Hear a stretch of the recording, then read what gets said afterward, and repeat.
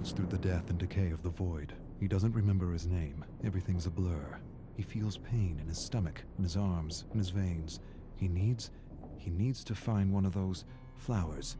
The nectar, the sweet serum that gives strength. Strength for what? He remembers. The killers. Experimenting on them. Why? Why was he experimenting on them? He doesn't remember. He caused a lot of suffering, but he doesn't feel remorse. He doesn't even know if he should feel remorse. He doesn't feel anything but an ache in the pit of his stomach for power. He has flashes of the doctor, his screams, his agony, turning the tables on him, experimenting on him like he had done with so many others. Where? Not here.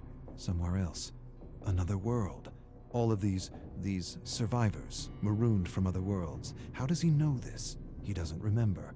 He remembers the experiments. What was he trying to understand? The nectar? The serum? The right dose? The right dose. To use without hurting himself. Too late.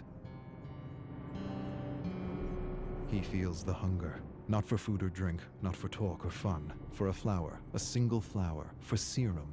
He knows the entity is watching him. He knows it, feels it inside his bones. He doesn't want to be snatched for another trial, to suffer or cause suffering. And to what end? The great horrible mystery of it all. He wants to understand this place. He does. But he senses that to know, to really know, would drive him mad. Madness, that's what this place is. The embodiment of madness. He doesn't want to be pulled into another trial. He wants to return home. He must return home. That's why he was studying the serum. It gave him insight. Insight to what? He doesn't remember. Home. He doesn't even remember where home is. He only remembers the void. Hundreds, maybe thousands of discarded survivors. Not dead, not alive, something else. Alive but dead inside. Burnt, emotionless. Useless to the entity.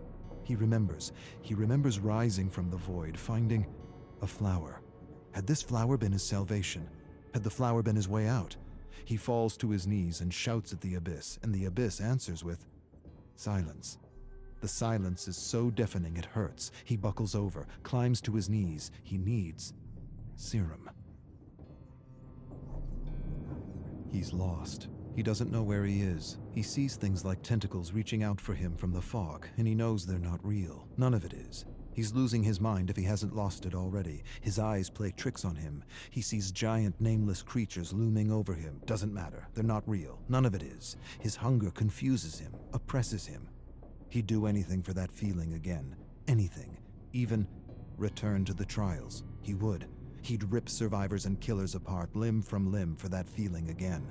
He begins to mumble words, a promise. One flower, and I will do anything.